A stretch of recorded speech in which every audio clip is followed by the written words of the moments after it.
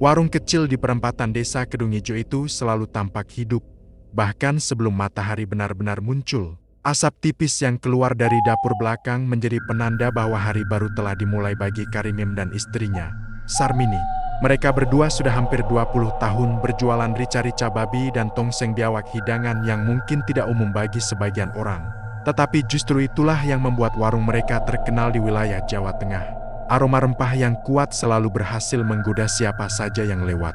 Para pelanggan dari desa lain bahkan rela menempuh jarak jauh hanya untuk menikmati masakan mereka yang pedas dan gurih. Tak pernah ada hari sepi. Meja-meja kayu mereka selalu terisi. Bahkan kadang pelanggan harus mengantre panjang di depan warung kecil itu. Karimim sering tersenyum bangga setiap kali melihat keramaian itu, seolah keramaian tersebut menjadi bukti betapa berat perjuangannya dulu saat merintis usaha ini. Namun di balik senyum itu, ada sesuatu yang tak pernah ia ceritakan pada siapapun, bahkan pada Sarmini sekalipun. Pagi itu, Sarmini sedang mengaduk kuah rica-rica di panci besar. "Pak, itu masakan sudah hampir matang.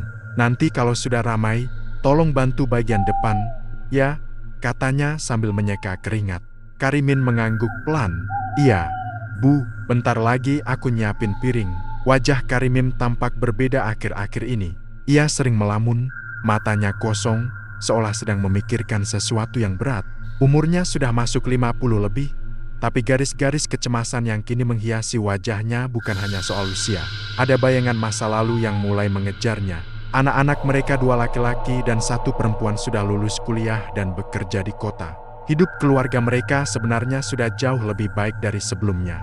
Tapi entah kenapa, sejak 2 bulan terakhir, tidur Karimim tidak pernah lagi nyenyak. Setiap malam, ia sering terbangun dengan napas terengah. Keringat dingin membasahi tubuhnya.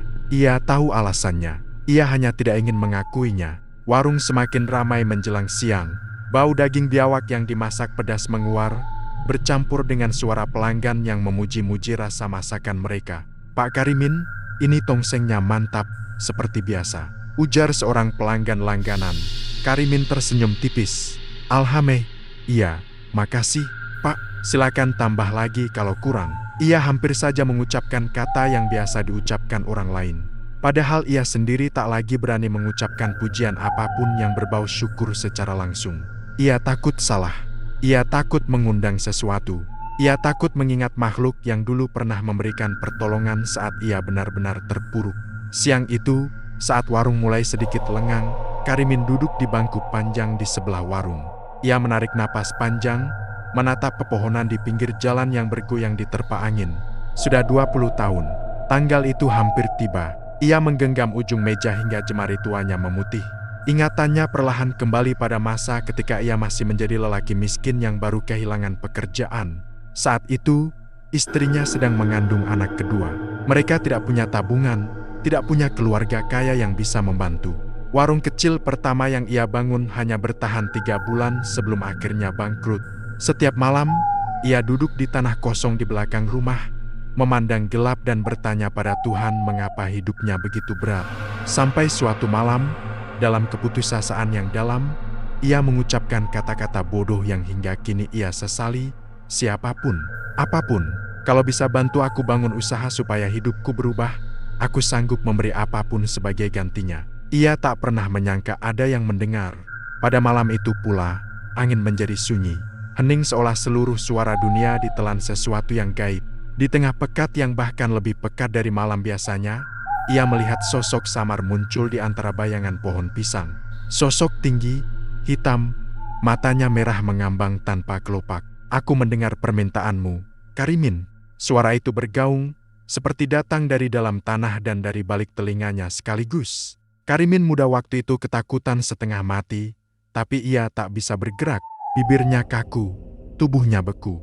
Namun sosok itu hanya tersenyum lebar, senyuman yang terlalu panjang untuk wajah manusia. "Aku bisa menjadikan warungmu ramai. Aku bisa membuat masakanmu selalu disukai orang. Tapi setiap perjanjian punya harga. 20 tahun dari hari ini, kau akan menjadi milikku." Ia tidak tahu bagaimana mulutnya bisa berkata setuju. Mungkin karena putus asa, mungkin karena takut, atau mungkin karena saat itu ia tidak sepenuhnya sadar. Yang ia tahu hanyalah bahwa setelah malam itu, usaha barunya mendadak berkembang. Tak pernah sepi, Bahkan ketika desa-desa lain sedang susah, ia merasa diberkati, padahal ia tahu, ia sedang membeli waktu. Sore itu, Sarmini menghampirinya. "Pak, kamu kenapa akhir-akhir ini kelihatan kepikiran terus? Kalau ada apa-apa, bilang saja. Kamu itu sudah banyak pikiran, jangan dipendam." Karimin tersentak kecil. "Enggak, Bu, cuma capek, tapi kelihatan beda. Matamu itu kayak takut." Ia diam. Bagaimana ia harus menjelaskan bahwa seseorang atau sesuatu akan menjemputnya sebentar lagi? Bagaimana ia bisa bilang bahwa keramaian warung mereka bukanlah keberuntungan murni? Sebelum ia sempat menjawab, angin sore tiba-tiba bertiup kencang. Daun-daun kering beterbangan. Bendera kecil penanda warung mereka berkibar lebih keras dari biasanya. Dan pada hembusan angin itu, Karimin mendengar suara yang membuat jantungnya berhenti berdetak sejenak. Bisikan berat, dalam, dan sangat ia kenali. "Waktu kita hampir tiba, Karimin." Ia menoleh spontan. Tak ada siapa-siapa di sana. Hanya jalan desa yang perlahan sepi dan bayangan pepohonan yang memanjang. Sarmini tidak mendengar apa-apa. Tapi di mata Karimin, angin sore itu bukan angin biasa. Ia tahu apa artinya. Ia tahu ini adalah peringatan. Sudah 20 tahun. Dan makhluk itu menagih. Malam nanti, Karimin tahu seseorang akan datang. Seseorang yang tidak pernah ia inginkan untuk bertemu lagi sejak malam perjanjian itu dibuat. Malam mulai turun perlahan di desa Kedung Ijo. Lampu-lampu jalan yang jumlahnya hanya beberapa itu memantulkan cahaya kekuningan, menciptakan bayangan panjang di sepanjang jalan menuju warung Karimin.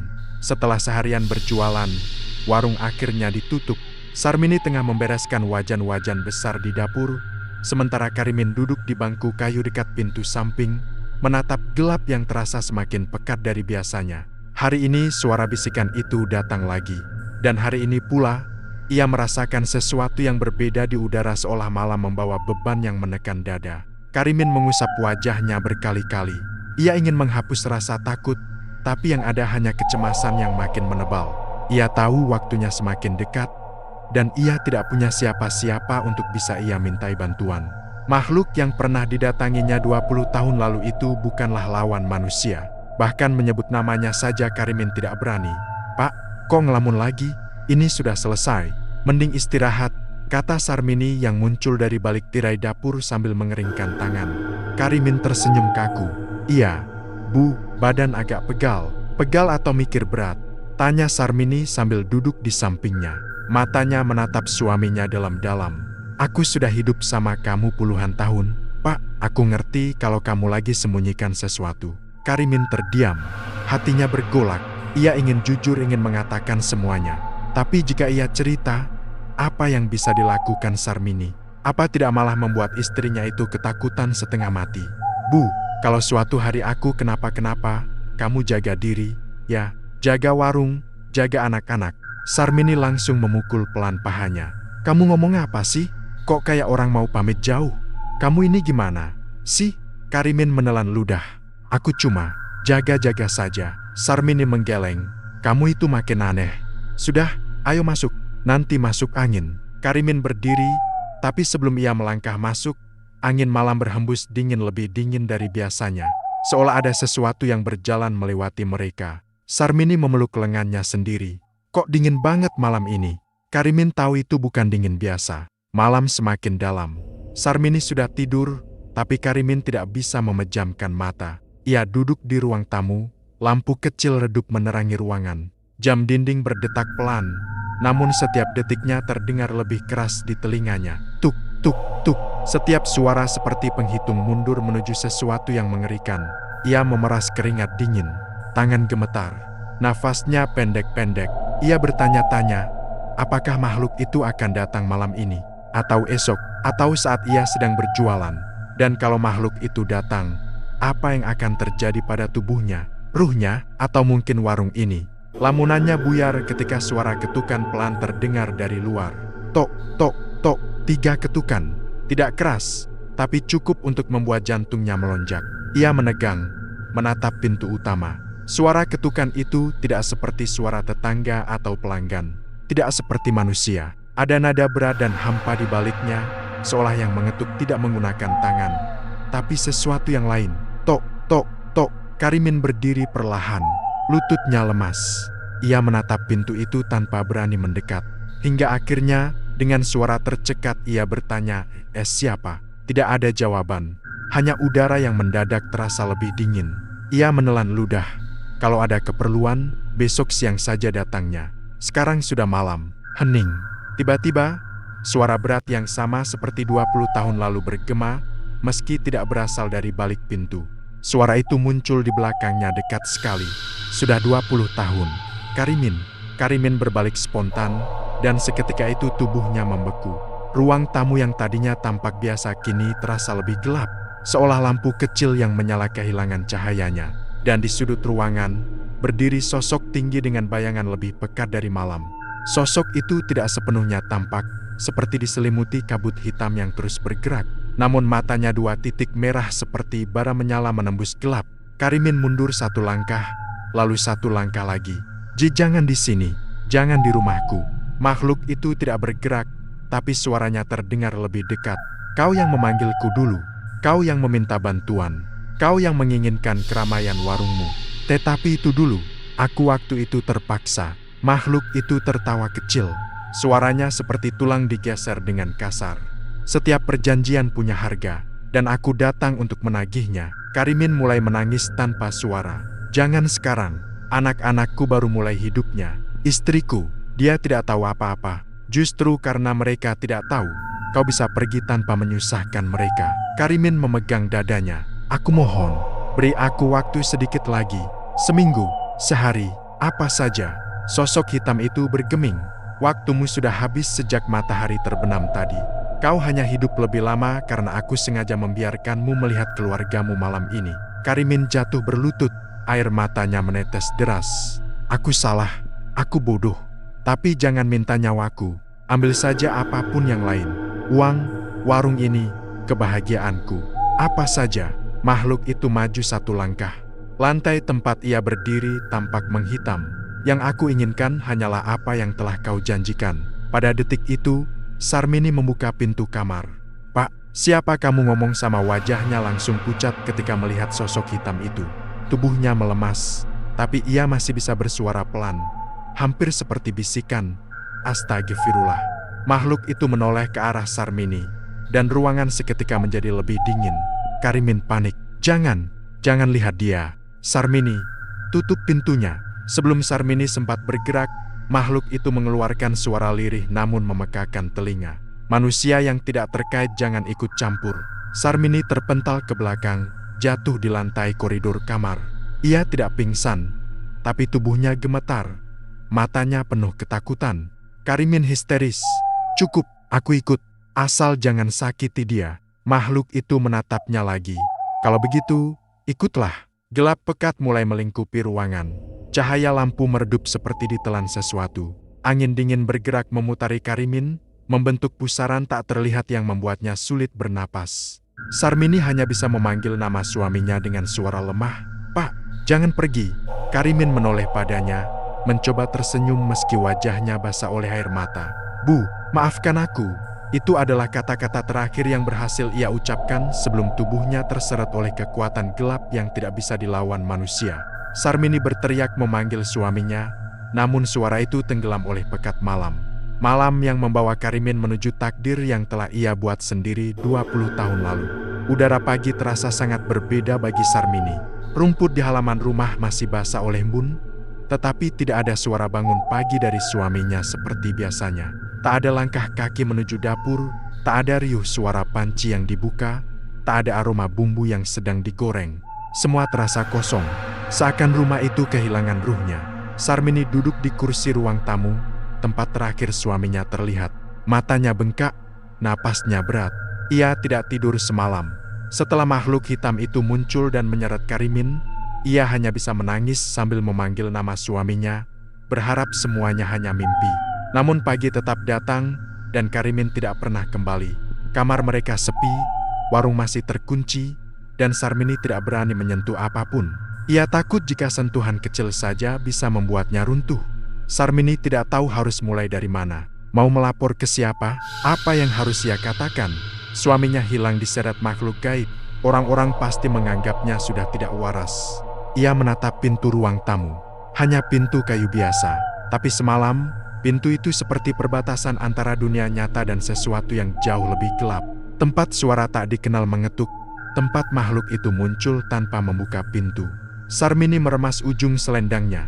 Ya Allah, apa yang harus aku lakukan? Sekitar pukul 8 pagi, salah satu tetangga, Mbak Murni, datang mengetuk. Bu Sarmini, kok warungnya belum dibuka? Biasanya jam segini sudah ramai. Sarmini membuka pintu perlahan. Wajahnya pucat, matanya sembab. Melihat itu, Murni langsung khawatir. Loh, Bu, panas ya? Sakit? Sarmini menggeleng pelan. Suaranya sangat lirih. Murni, Kariminku, hilang. Alis Murni langsung mengerut. Hilang? Maksudnya bagaimana? Sarmini ingin menjelaskan, tapi lidahnya keluh. Bagaimana ia menjelaskan sesuatu yang bahkan ia sendiri tidak bisa mengerti? Dia pergi tadi malam. Tiba-tiba, hilang. Apa kabur? Tanya Murni, masih mencoba menebak-nebak. Sarmini menggeleng kuat. Tidak, dia tidak pergi sendiri. Melihat Sarmini berbicara sambil gemetar, Murni menyentuh bahunya. Bu, duduk dulu. Ceritakan pelan-pelan. Sarmini hanya bisa menangis tanpa suara. Tidak ada kata-kata yang cukup untuk menjelaskan apa yang dilihatnya semalam. Bayangan hitam, mata merah, suara berat, dan Karimin yang diseret ke dalam gelap. Murni mencoba menghiburnya. Sudahlah, Bu, sabar. Mungkin Pak Karimin cuma keluar sebentar. Nanti juga pulang. Sarmini menunduk. Ia tahu itu mustahil. Karimin tidak akan pulang. Menjelang siang, anak-anak mereka menelepon secara bergantian karena heran warung tidak buka. Sarmini tidak mampu menyembunyikan semuanya. Akhirnya ia mengatakan bahwa ayah mereka hilang sejak malam. Ketiga anaknya langsung berangkat pulang dari kota. Malam itu, rumah mereka penuh dengan suara tangisan. Anak-anaknya berusaha menenangkan ibunya meski mereka sendiri kebingungan, tidak tahu harus berbuat apa. Bu, mungkin Bapak cuma keluar cari udara, atau tersesat, ujar anak kedua, mencoba berpikir positif. Tersesat di mana? Dia hafal desa ini luar dalam, jawab anak pertama. Anak bungsu memegang tangan ibunya. Ibu, semalam sebenarnya terjadi apa? Tolong ceritakan semuanya. Sarmini menatap ketiga anaknya. Wajah mereka sangat mirip Karimin. Semuanya takut, bingung, dan punya pertanyaan yang tak bisa terjawab. Sarmini mengambil napas panjang. Ayahmu diseret makhluk hitam. Ketiga anaknya saling pandang. Mereka ingin mempercayai ibunya, tapi itu terdengar seperti cerita dari mimpi buruk. Sarmini bercerita dari awal tentang suara ketukan, tentang sosok tinggi bermata merah, tentang angin dingin yang menyelimuti ruangan, tentang Karimin yang berlutut menangis, dan bagaimana tubuhnya terseret oleh kegelapan yang seolah hidup.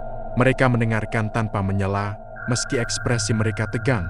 Setelah lama hening, anak sulung akhirnya bicara pelan.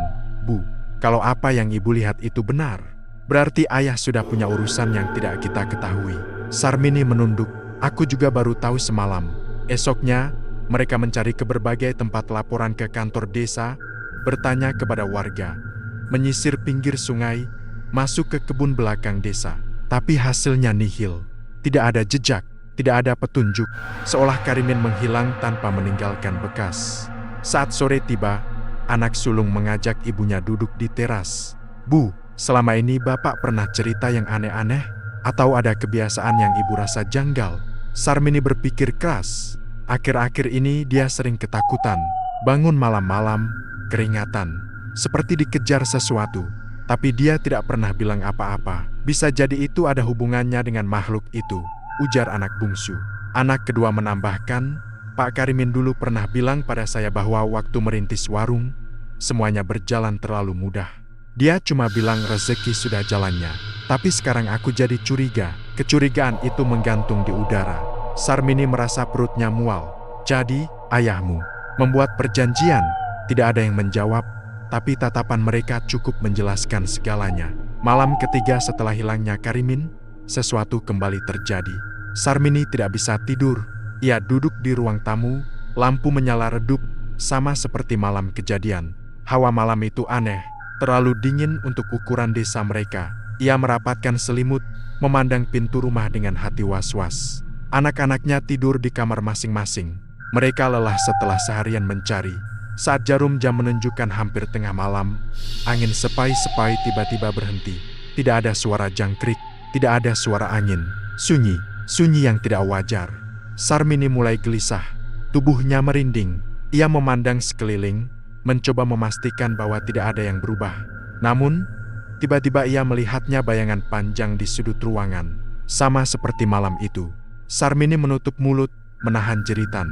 Bayangan itu tidak memiliki bentuk jelas, tetapi perlahan-lahan memadat menjadi siluet tinggi yang samar. Sarmini gemetar hebat. Jangan ganggu keluargaku. Sosok itu tidak bergerak, tetapi ruangan terasa semakin dingin. Lalu terdengar suara, bukan suara makhluk itu, tapi suara lirih yang sangat ia kenali. "Bu!" Sarmini tersentak. "Itu suara Karimin." "Pak!" Sarmini berdiri dengan tubuh bergetar. "Kak Karimin, kamu di mana?" Suara itu terdengar lagi. Sayup, seperti datang dari balik dinding atau mungkin dari tempat yang lebih jauh. "Maafkan aku." Sarmini berlari ke arah bayangan itu, berharap bisa menyentuh, memegang, atau paling tidak melihat wajah suaminya. Tapi bayangan itu memudar, seperti asap tertiup angin. Suara Karimin juga hilang. Sarmini jatuh berlutut, menangis keras. Anak-anak yang mendengar tangis itu bergegas keluar kamar. Mereka melihat ibunya menangis sambil memukul lantai. "Ayahmu barusan memanggil aku. Dia minta maaf," katanya terisak. Ketiga anaknya saling pandang, wajah mereka pucat. Kalau suara itu benar suara Karimin, berarti satu hal jelas, Karimin masih ada. Tapi bukan lagi di dunia yang sama. 3 hari berlalu sejak Sarmini mendengar suara Karimin memanggilnya dari balik bayangan. Sejak malam itu, suasana rumah terasa lebih berat dan suram. Meski matahari bersinar terang di luar, di dalam rumah seperti ada selimut ketakutan yang tidak terlihat. Anak-anak Sarmini juga mulai percaya bahwa apa yang terjadi bukanlah kejadian biasa. Mereka akhirnya berhenti menyangkal bahwa ayah mereka mungkin benar-benar terlibat dalam sesuatu yang berhubungan dengan dunia gaib. Sarmini duduk di teras rumah sambil memandangi warung yang belum pernah dibuka sejak Karimin hilang. Padahal biasanya, pada jam-jam seperti ini, suara pelanggan yang antre sudah memenuhi halaman. Kini semua sunyi. Embun di kaca etalase warung belum tersentuh sejak pagi pertama. "Bu, kita harus mencari jawaban," kata anak sulung yang duduk di sampingnya. Sarmini menghela napas. Ibu sudah tidak tahu harus bertanya ke siapa. Anak kedua, Yanto, ikut duduk. "Bu, dulu waktu aku masih SD, aku pernah dengar orang-orang desa ngomongin sesuatu tentang Bapak. Katanya warung kita aneh, ramai terus, gak pernah sepi." Sarmini menatap anaknya. "Maksudmu apa?" "Tesing, ada yang bantuin," jawab Yanto pelan. Anak bungsu, Citra, ikut menimpali. "Bu, apa mungkin Bapak pernah bicara dengan seseorang atau pergi ke tempat tertentu?" Sarmini menggeleng. Dia tidak pernah cerita apapun padaku. Mereka semua terdiam. Perasaan takut, penasaran, dan sedih bercampur menjadi satu. Kemudian anak sulung berdiri. "Kalau begitu, kita cari orang yang tahu soal hal-hal seperti ini." "Siapa?" tanya Sarmini. Orang-orang bilang, di ujung desa ada Mbah Bejo, orang tua yang mengerti dunia seperti itu. Sarmini sempat ragu, tapi pikirannya kembali pada suara Karimin yang muncul beberapa malam lalu. Itu bukan halusinasi, itu bukan mimpi. Suara itu nyata, dan itu berarti Karimin terperangkap di tempat yang tidak bisa mereka jangkau dengan cara biasa. Akhirnya Sarmini mengangguk. "Baik, kita pergi." Mbah Bejo tinggal di gubuk tua di dekat sungai besar. Banyak orang menganggapnya aneh, tapi juga sering meminta pertolongannya saat ada hal-hal yang sulit dijelaskan. Ketika keluarga Karimin tiba, laki-laki tua itu sedang duduk di bel bambu sambil memegang pipa rokok yang belum dinyalakan. Ia tampak tahu mereka akan datang. Sorot matanya tajam namun teduh. "Dari semalam aku sudah nunggu kalian," katanya tanpa ditanya. Sarmini dan anak-anaknya saling pandang terkejut sekaligus takut.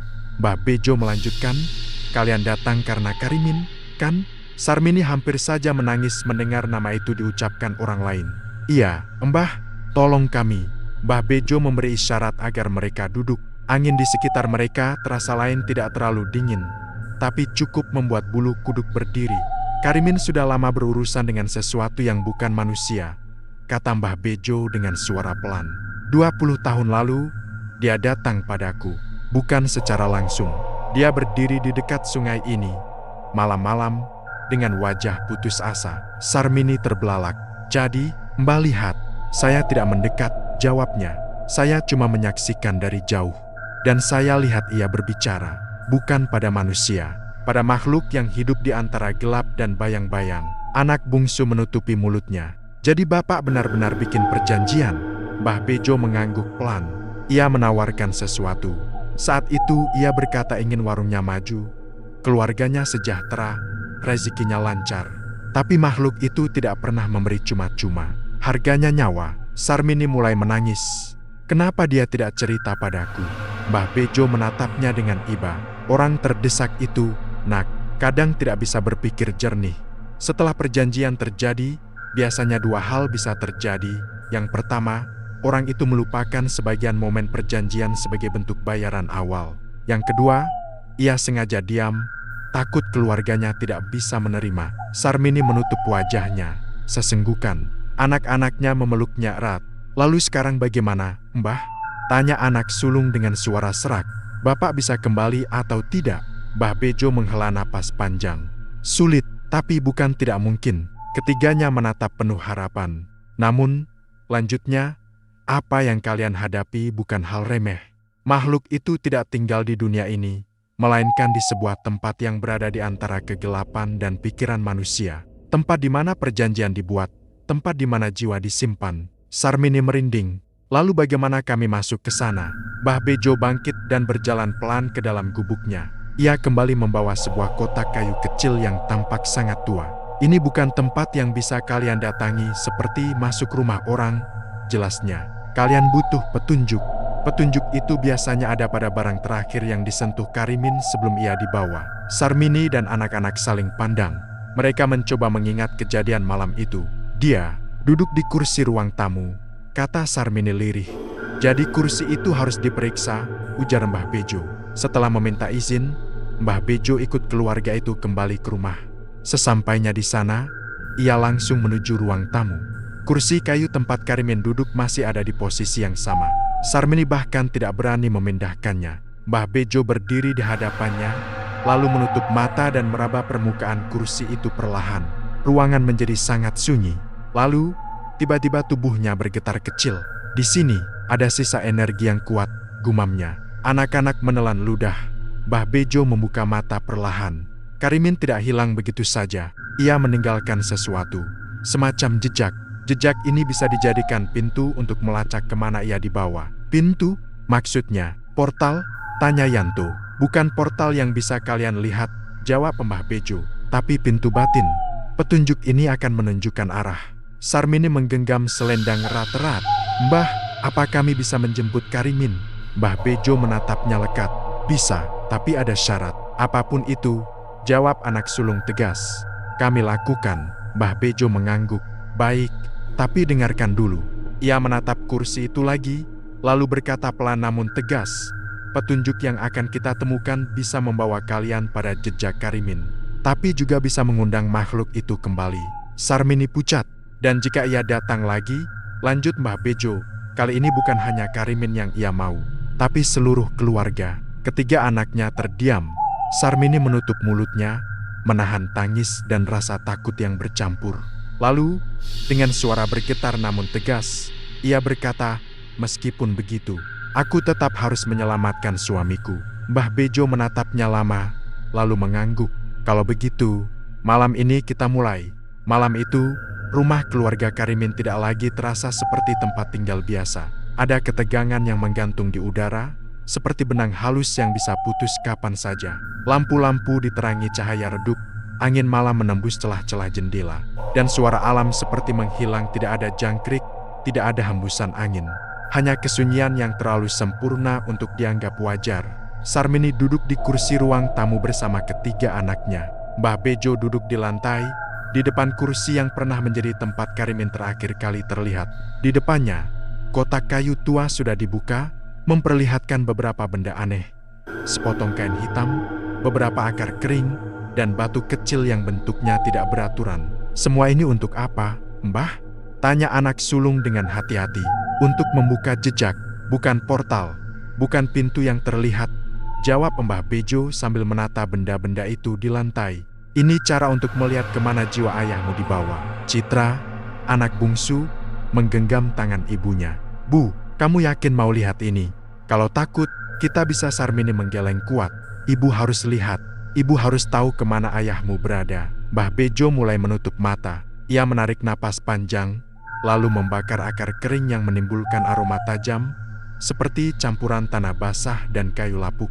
Bau itu sangat kuat, menusuk, membuat bulu kuduk mereka berdiri. Asap tipis mulai melayang-layang tinggi. Awalnya biasa saja, tapi kemudian asap itu membentuk pola melingkar, seolah bergerak mengikuti perintah tak terlihat. "Diam, jangan bicara apapun," perintah Mbah Bejo lirih. Asap perlahan jatuh ke arah kursi Karimin, seolah tertarik oleh sesuatu yang tertinggal di sana. Lalu, tiba-tiba, kursi itu bergetar pelan. Sarmini terperanjat. "Mbah, itu Ses.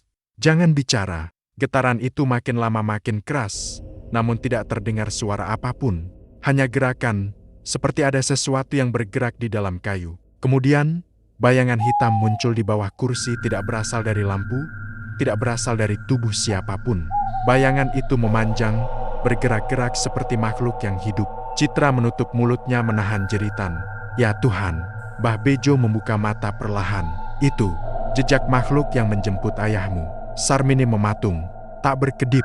Bayangan itu tiba-tiba melompat ke lantai, lalu membentuk garis panjang yang bergerak seperti ular bergerak menuju dinding bagian utara rumah.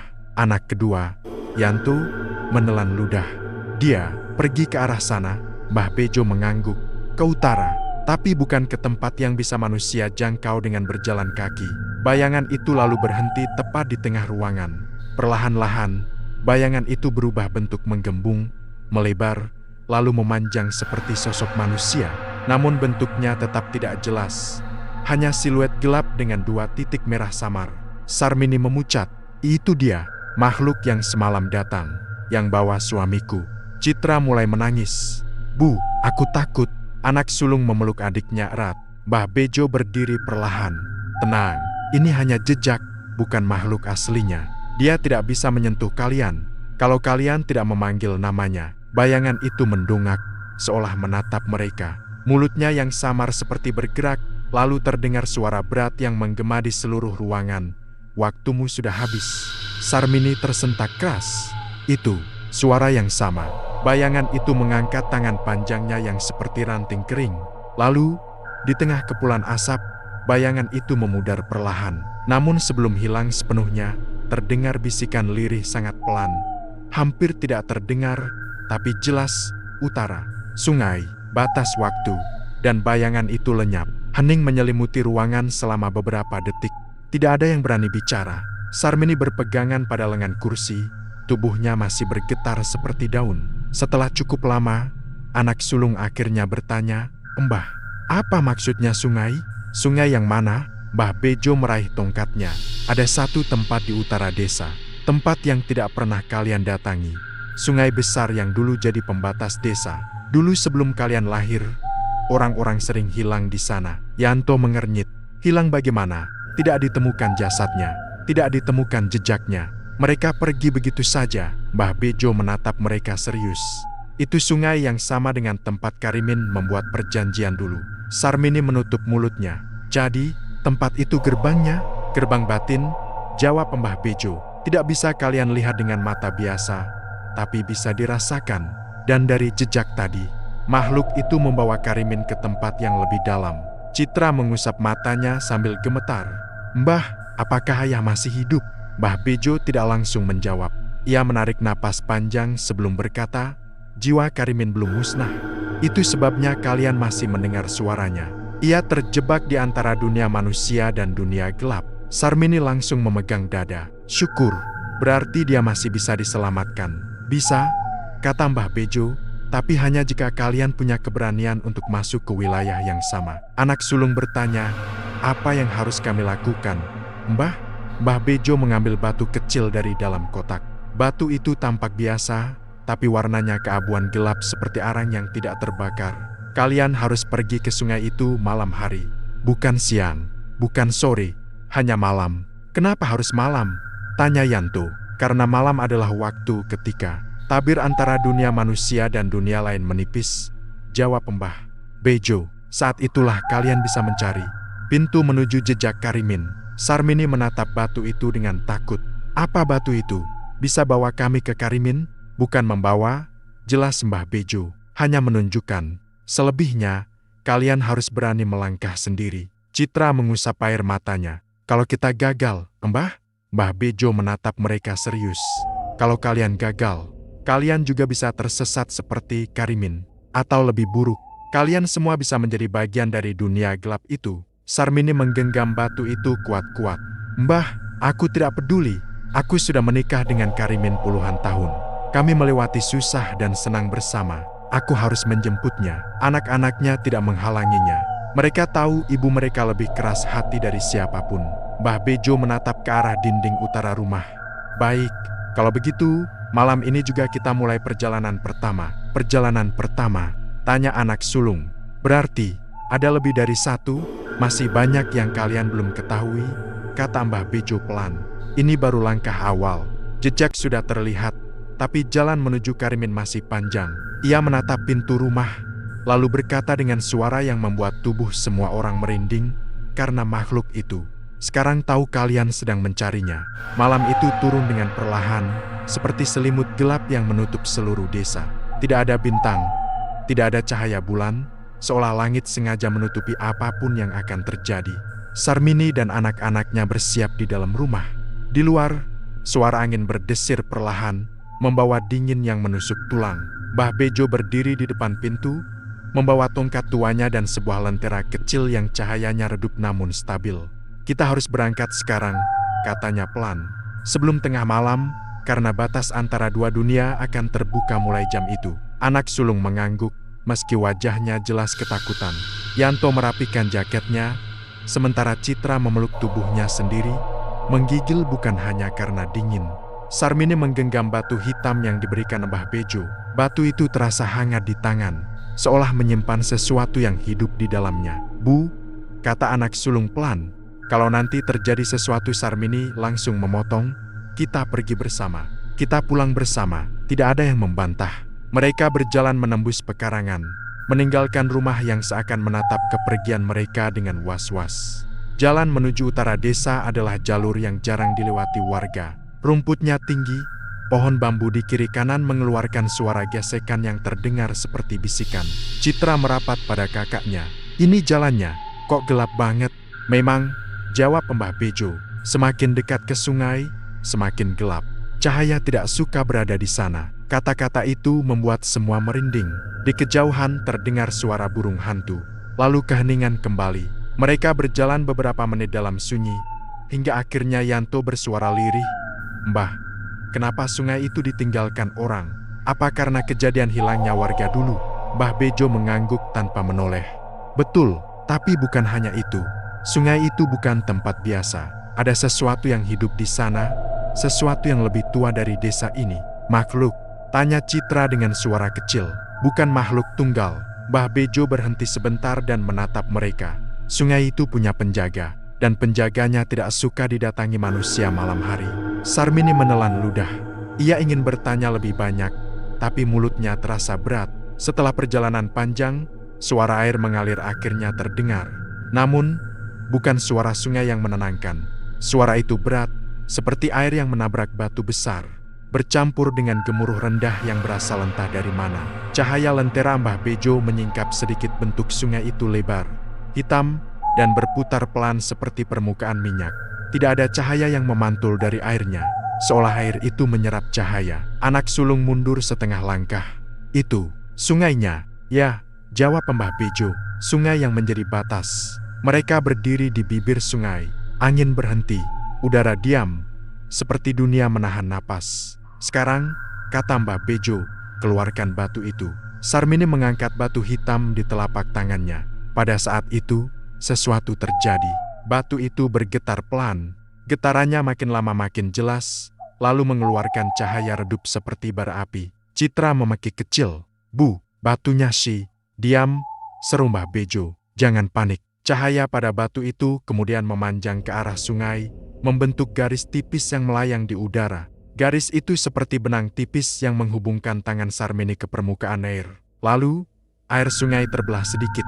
Bukan seperti terbelah oleh tangan atau tongkat, melainkan seperti kain yang disingkap. Dari celah itu muncul kabut tipis yang meliuk seperti asap. "Ini pintunya?" tanya Yanto dengan suara gemetar.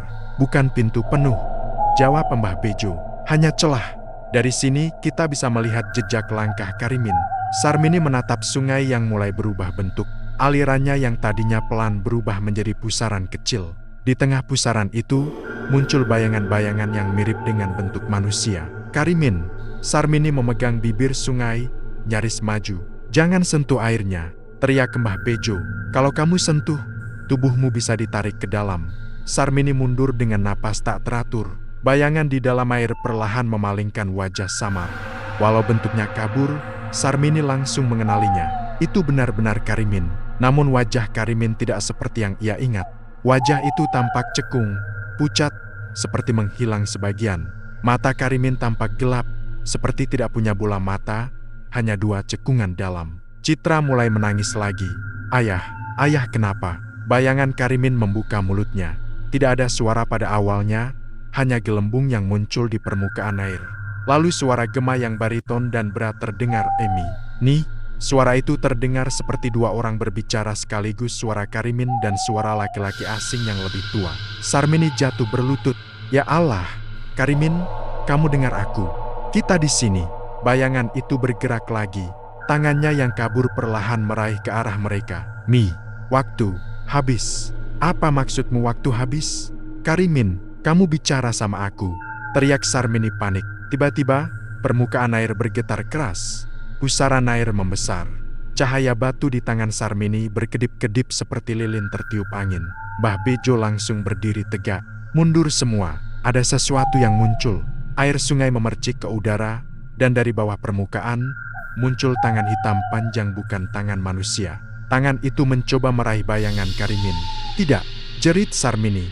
Bayangan Karimin tampak berusaha melarikan diri, tapi makhluk itu menariknya lebih dalam. Suara Karimin bergema keras di dalam air. "Mi, jangan datang."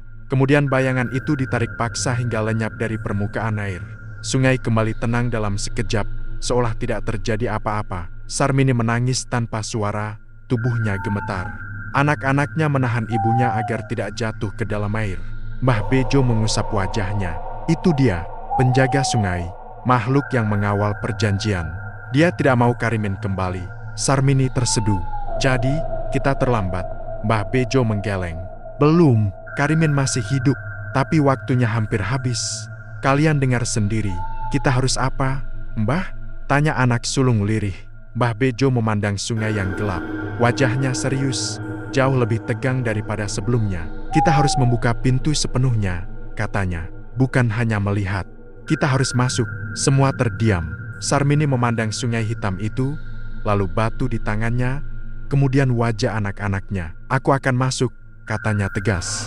"Apapun yang menunggu di dalam sana, aku tidak akan tinggalkan suamiku sendirian." Citra memeluk ibunya sambil menangis. Yanto menatap pengorbanan ibunya dengan perasaan campur aduk. Mbah Bejo mengangguk pelan. "Kalau begitu, kita siapkan ritual besar. Karena mulai malam ini, penjaga sungai tahu kita akan kembali." Dan di kejauhan, di balik pepohonan, terdengar suara langkah pelan seperti seseorang berjalan mengitari mereka. Malam berikutnya turun dengan keheningan yang berbeda. Desa Kedung Ijo seolah menahan napas, seakan mengetahui bahwa sesuatu sedang terjadi di salah satu sudutnya, sesuatu yang tidak boleh disentuh oleh manusia biasa.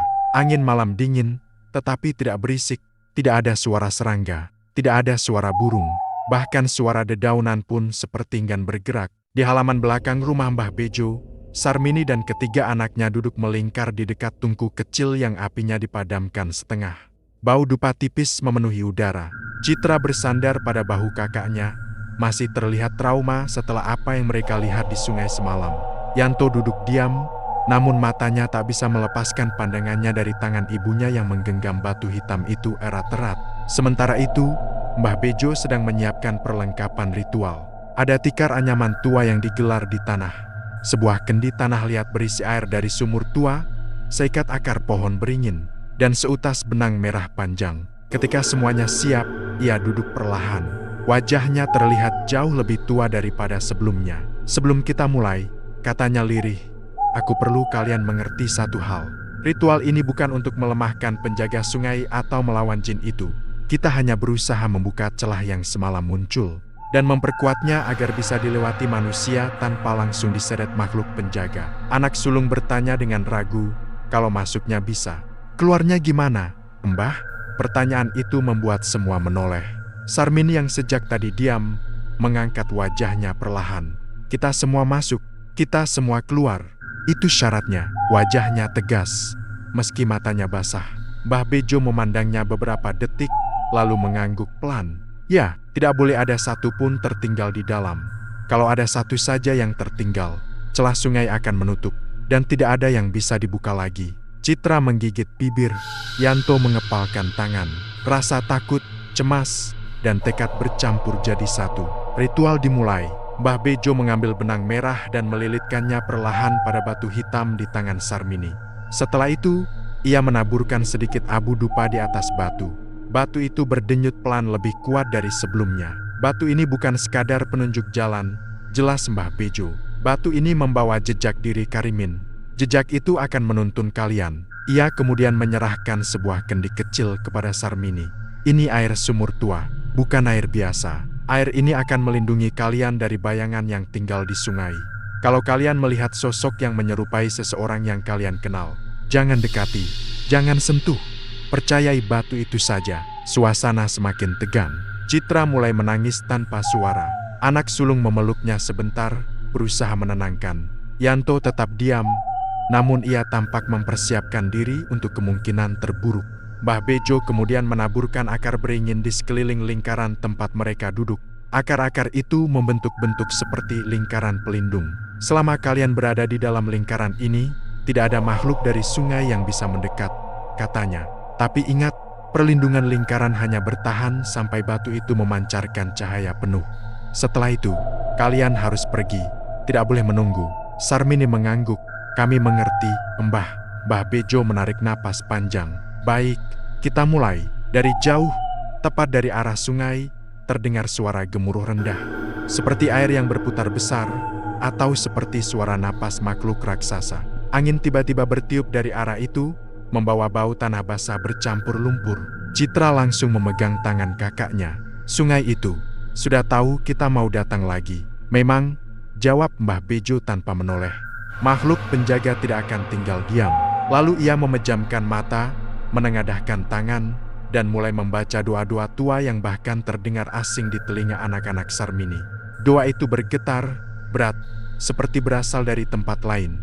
Udara di sekitar mereka berubah, menjadi lebih padat dan panas. Cahaya lentera yang tergantung di dekat pintu bergoyang seolah diterpa angin padahal angin sudah berhenti. Pelan-pelan, batu di tangan Sarmini mulai mengeluarkan cahaya merah gelap. Bukan cahaya terang yang menenangkan, tetapi cahaya seperti bara yang menyala di ujung kematian. Citra memeluk kakaknya erat-erat. Aku takut, Bu. Aku takut. Sarmini meraih tangan anak bungsunya itu, membelai rambutnya. Kita akan ambil ayah kalian. Kita tidak akan pulang tanpa dia. Cahaya batu semakin kuat. Benang merah yang melilit batu bergerak sendiri seperti makhluk hidup. Akar beringin di sekitar mereka mengeluarkan suara retakan kecil, seperti kayu yang tertekan. Mbah Bejo membuka mata. Waktunya, ia menunjuk arah utara. Celah menuju sungai akan muncul di belakang rumah ini, tepat setelah cahaya batu memancar penuh. Jangan ragu, begitu celah terbuka, masuk, jangan tunggu, jangan pandangi sekeliling, jangan bicara dengan siapapun. Bahkan jika suara yang memanggil kalian terdengar seperti suara Karimin, jangan jawab. Semua menegang. Kami akan masuk, kata Sarmini dengan suara mantap. Tiba-tiba beruak, sebuah suara keras terdengar dari arah pagar. Seperti seseorang menjatuhkan batu besar. Anak sulung langsung berdiri. Apa itu? Jangan keluar lingkaran, seru Mbah Bejo. Cahaya lentera padam seketika. Hanya cahaya batu hitam di tangan Sarmini yang masih menyala, dan semakin lama cahayanya semakin terang. Lalu suara itu datang. Tok, tok, tok. Suara ketukan, perlahan tapi jelas. Seperti seseorang mengetuk pintu kayu rumah. Namun mereka sedang di luar. Suara itu tidak mungkin berasal dari pintu. Serangga pun berhenti bergerak. Citra menangis makin keras. Bu, itu suara apa? Suara ketukan terdengar lagi. Tok, tok, tok. Lalu suara itu berubah menjadi suara lain, suara yang membuat darah Sarmini berhenti mengalir sesaat. Mi, buka, ini aku. Suara itu suara Karimin. Suasana langsung membeku. Sarmini memejamkan mata. Itu bukan bapakmu. Citra menggigil. Tapi Bu, itu sama persis tidak? Mbah Bejo berkata tegas. Suaranya menggetar. Itu bukan Karimin. Itu peniru. Makhluk sungai mencoba menggoda kalian. Ketukan itu semakin keras. Tok. Mi, kenapa kamu kunci pintunya? Bukain. Mi, aku kedinginan. Air mata Sarmini mengalir. Hatinya hancur mendengar suara itu. Tapi ia tahu, Karimin tidak mungkin berdiri di balik pagar. Cahaya batu tiba-tiba meledak terang. Udara bergetar. Tanah di belakang rumah terbuka sedikit, membentuk celah gelap yang mengarah jauh ke tempat lain. Mbah Bejo menunjuk celah itu. Wajahnya tegang. Masuk, sekarang. Jangan tengok, jangan dengar. Suara Karimin di luar pagar berubah lantang. SARM Yani. Citra menjerit. Sarmini menggenggam tangan kedua anaknya dan melangkah pertama. Yanto dan anak sulung membentuk barisan, memastikan ibunya tidak sendirian. Mereka semua masuk ke dalam celah itu tanpa melihat ke belakang. Dan saat kaki mereka menginjak ruang antara dua dunia, suara pagar yang dihantam sesuatu terdengar sangat keras. BRAKK. Lalu semua cahaya padam. Yang tersisa hanyalah gelap. Gelap yang hidup. Gelap yang menunggu mereka. Gelap itu bukan gelap biasa. Bukan gelap yang membuatmu tidak melihat apa-apa. Ini gelap yang seakan memiliki kedalaman, seperti sedang memandangi laut hitam yang tak pernah habis. Tidak ada arah, tidak ada batas, tidak ada suara. Hanya keheningan yang begitu tebal sampai telinga terasa berdengung. Sarmini memegang batu hitam yang kini bersinar merah samar. Cahaya itu kecil, tapi cukup untuk membuat sekeliling mereka tidak sepenuhnya dalam kegelapan.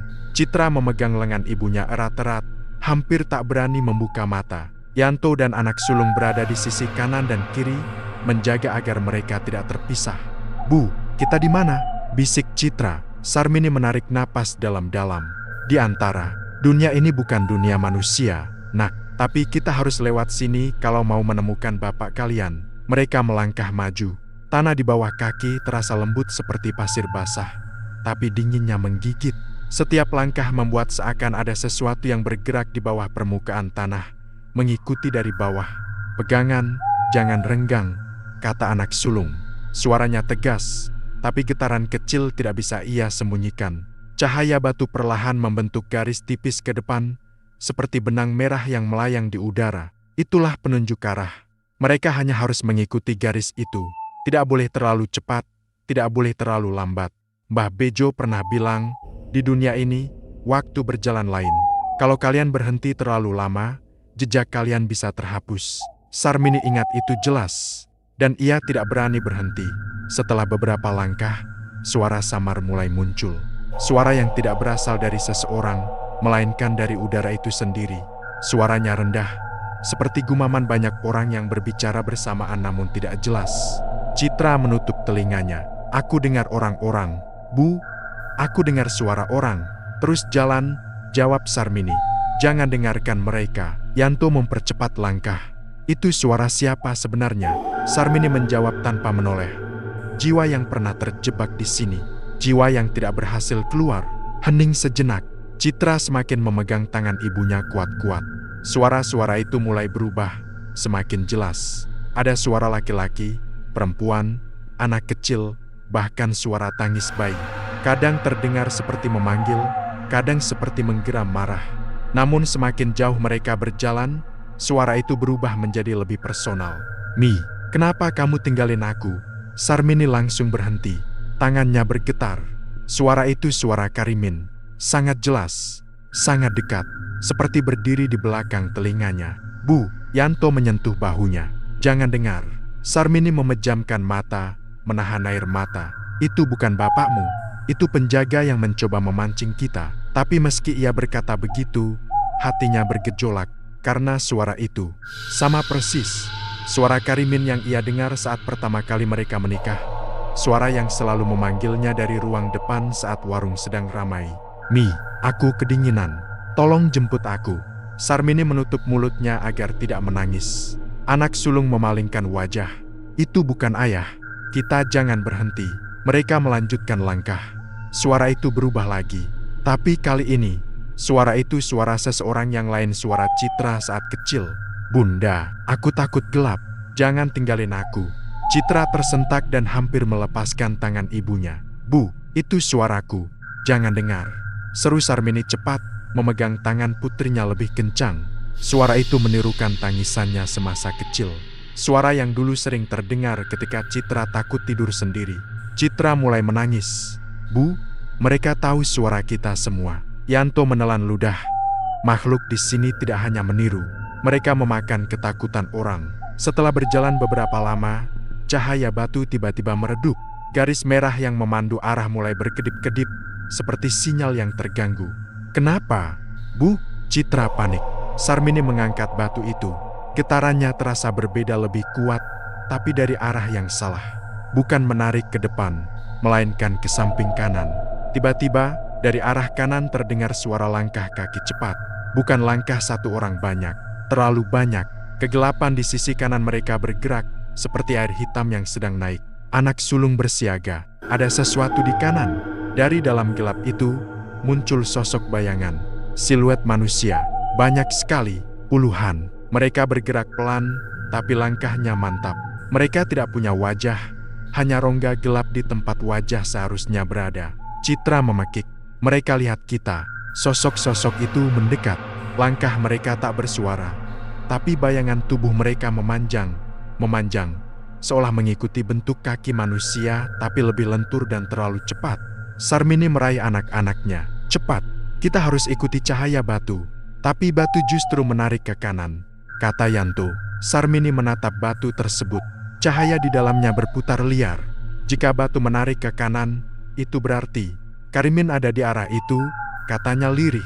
Anak sulung menatap lurus ke dalam gelap, tapi di sana banyak bayangan. Sarmini menggenggam batu itu. Cahaya gelap merah memantul di wajahnya. "Kita datang ke sini bukan untuk pulang sendirian." Lalu ia menarik langkah ke arah kanan, ke arah bayangan-bayangan itu.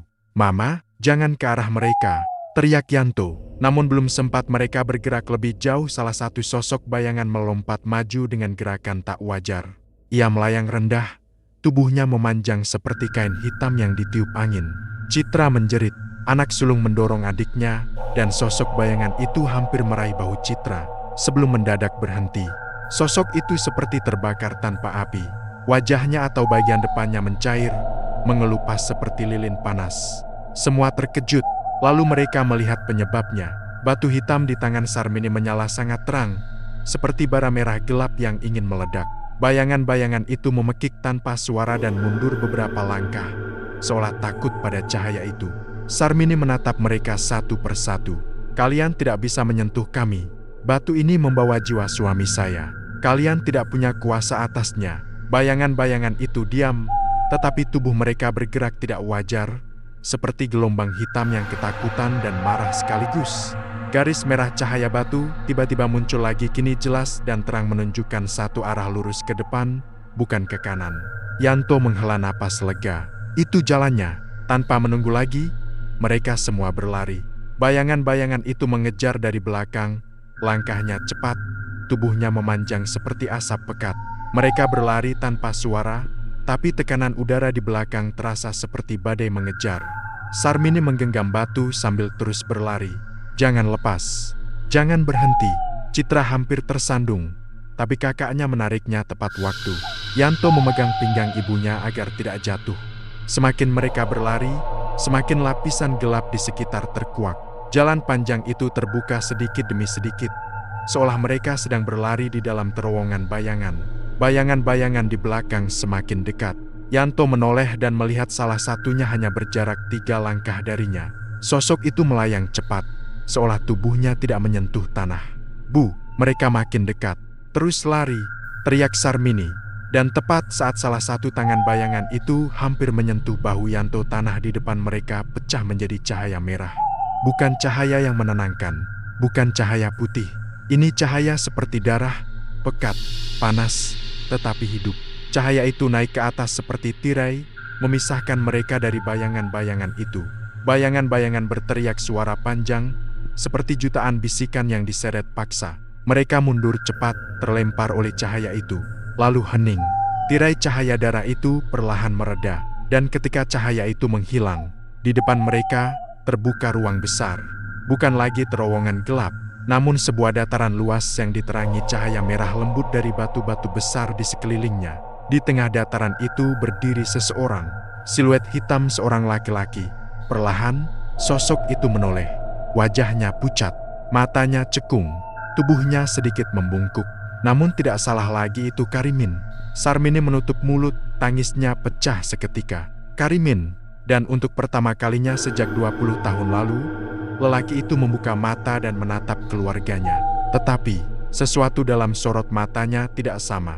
Seakan bukan hanya Karimin yang berdiri di sana. Ada sesuatu lain yang ikut menatap melalui dirinya, dan babak mereka menjemput Karimin baru saja dimulai.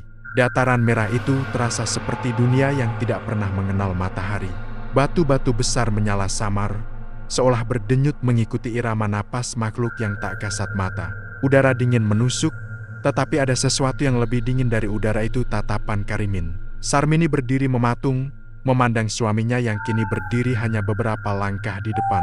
Tubuh Karimin tampak kurus, kulitnya pucat seperti lilin, dan mata cekungnya memancarkan sinar yang bukan milik manusia. Namun cara ia berdiri, cara ia memiringkan kepala, itu benar-benar Karimin. "Mi." Suara Karimin terdengar serak, berat, dan seperti datang dari dua arah. "Kenapa kamu datang ke sini?"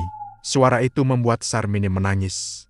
Ia melangkah maju, tapi Yanto menahan lengannya. "Bu, hati-hati," bisik Yanto. Karimin memandang putra-putrinya satu persatu. Ada sesuatu yang seperti kesedihan, tetapi juga seperti kelaparan dalam tatapan itu, menggabungkan dua hal yang tidak seharusnya menyatu. "Aku bilang, jangan datang," katanya lagi, suaranya bergetar seperti sedang menahan sesuatu. Citra mulai menangis. "Ayah, kami datang buat jemput ayah." Karimin menutup mata sebentar, dan ketika ia membukanya, bola matanya berwarna hitam penuh, pekat seperti malam tanpa bulan. "Tidak ada pulang," katanya. "Aku sudah bukan milik dunia kalian." Sarmini menggenggam batu hitam erat-erat. Lututnya gemetar, namun tekadnya tak goyah. "Kamu masih suamiku, bapak dari anak-anakku. Tidak ada perjanjian yang bisa memisahkan kita." Karimin tersenyum tipis, senyuman yang membuat bulu kuduk berdiri. "Perjanjian itu bukan dengan manusia, Mi, tapi dengan makhluk yang lebih tua dari waktu. Dan waktuku sudah habis." Tiba-tiba tanah bergetar. Batu-batu merah menyala lebih terang. Suara gemuruh rendah muncul dari balik bayang-bayang di sudut dataran. Citra memeluk kakaknya. "Ada yang datang." Yanto berdiri di depan, melindungi ibunya. "Kita harus siap." Batu hitam di tangan Sarmini bergetar kuat, memancarkan cahaya merah darah. Cahaya itu terhubung ke dada Karimin, seperti menghubungkan dua jiwa dengan benang tak terlihat. Karimin menggigil. "Mi, lepaskan. Kalau batu itu bersinar penuh, dia akan datang." "Dia siapa?" tanya anak sulung dengan suara tegang. Karimin menatap lurus ke arah kegelapan yang mulai bergerak, membentuk siluet raksasa. "Dia yang memberi aku ramai 20 tahun lalu. Dia yang mengambil aku malam itu." Suara gemuruh bergema lebih keras, semakin lama semakin dekat, dan dari dalam gelap muncul wujud besar. Bukan manusia, bukan hewan. Tubuhnya seperti bayangan yang terus berubah bentuk. Wajahnya hanyalah rongga gelap dengan dua cahaya merah menyala sebagai mata. Setiap langkahnya membuat tanah retak. Makhluk itu berbicara tanpa membuka mulut. "Waktumu sudah habis." "KRMN." Citra menjerit dan bersembunyi di balik punggung kakaknya. Sarmini memeluk batu hitam kuat-kuat. "Kamu tidak akan ambil suamiku." Makhluk itu menoleh kepada Sarmini. Cahaya merah di matanya menajam, seperti menembus tubuh dan pikirannya. "Kau membawa penanda jiwa. Batu itu milikku." Sarmini menggeleng keras. "Tidak, batu ini jejak Karimin, dan aku akan gunakan untuk menuntun dia pulang." Makhluk itu mengangkat tangan raksasanya. Awan gelap menggumpal di atas kepalanya, lalu turun menghantam tanah seperti kilat. Anak-anak terhempas ke belakang. Batu hitam di tangan Sarmini hampir terlepas. Karimin menjerit. "Mi, lari." "Tidak." Sarmini berdiri lagi, walau lututnya goyah. "Aku tidak akan tinggalkan kamu lagi." Makhluk itu menggeram, suara geramannya membuat seluruh dataran bergetar. "Jika kau mau menemani, maka jalan akan KUTUTUP untuk selamanya." Yanto bangkit, menahan sakit di lengannya.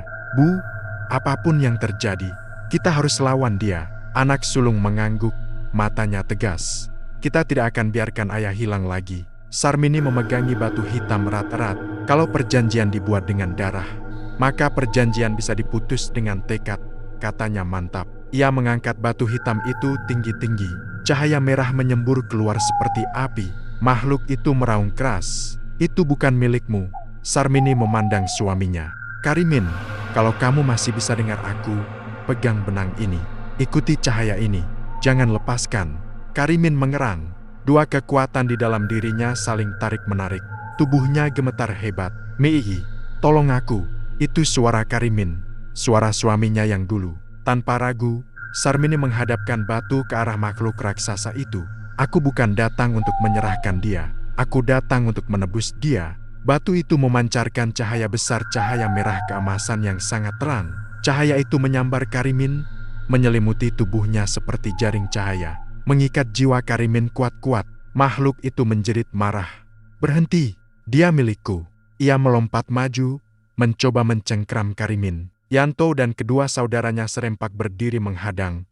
Meski tubuh mereka gemetar ketakutan. Kami tidak akan biarkan, seru anak sulung. Karimin berteriak keras, seperti sedang diseret oleh dua sisi. Tubuhnya setengah gelap, setengah cahaya. Sarmini menjerit, Krmin, lihat aku. Di antara gemuruh, Karimin membuka mata-mata manusia, mata suami yang ia kenal. Ia memegang cahaya batu itu. Lalu, dengan suara lirih namun jelas, ia berkata, Mi, maafkan aku. Sarmini menangis. Aku sudah maafkan kamu sejak lama. Pulanglah. Cahaya semakin terang lalu meledak ke atas seperti kilatan besar. Makhluk itu terdorong mundur, tubuhnya terbelah seperti asap yang dipotong cahaya. Teideaka, perjanjian belum lunas. Cahaya batu menelan suara itu. Andai batu itu cermin, maka dunia di belakang mereka tergambar kembali jalan keluar ke dunia manusia. Tanah di bawah kaki bergetar. Dataran bayangan mulai retak. Retakan itu membentuk cahaya putih, cahaya yang menandakan pintu pulang. Cepat, seru anak sulung. Sarmini menggenggam tangan Karimin, kini hangat. Kini kembali manusia. Mereka berlari menuju cahaya. Di belakang, makhluk itu mencoba meraih mereka. Tubuhnya meleleh oleh cahaya batu, namun masih berusaha mengejar. Citra menjerit. Yanto mendorong tubuh ayahnya agar lebih cepat. Dalam detik terakhir ketika tangan makhluk itu hampir menyentuh pinggang Karimin, Sarmini mengangkat batu itu dan memecahkannya ke tanah. BRKK, cahaya membanjir. Makhluk itu menghilang dalam teriakan panjang yang mendistorsi udara. Lalu semua gelap. Sarmini terbatuk. Udara hangat mengisi paru-parunya. Ia membuka mata perlahan. Ia, di halaman rumah, di bawah pohon jambu yang sudah lama berdiri. Citra memeluknya sambil menangis. Yanto dan anak sulung bersimpuh, menangis lega. Ayah ada di sini. Sarmini memalingkan wajah. Karimin berbaring tak jauh darinya. Wajahnya pucat, tetapi hidup. Matanya menatap langit. Ia tersenyum kecil. Mi. Sarmini menutup mulutnya, menangis bahagia. Kamu pulang. Karimin meraih tangan istrinya. Terima kasih, sudah jemput aku. Ia menutup mata sebentar, menghela napas panjang, napas yang pertama kali terasa benar-benar hidup setelah 20 tahun. Dan ketika ia membuka mata lagi, pandangannya jernih. Mata manusia, bukan mata makhluk terikat perjanjian. Mi, aku bebas. Sarmini memeluknya erat-erat. Anak-anak mengelilingi mereka, menangis sambil tertawa. Langit dini hari berubah sedikit demi sedikit dari gelap ke biru muda. Ayam berkokok di kejauhan. Dunia kembali normal. Perjanjian itu putus. Dan keluarga itu kembali utuh. Mbah Bejo muncul perlahan dari balik pintu rumahnya. Ia tersenyum lega, meski wajahnya terlihat letih. Kalian berhasil, katanya pelan. Sarmini mengangguk sambil menangis.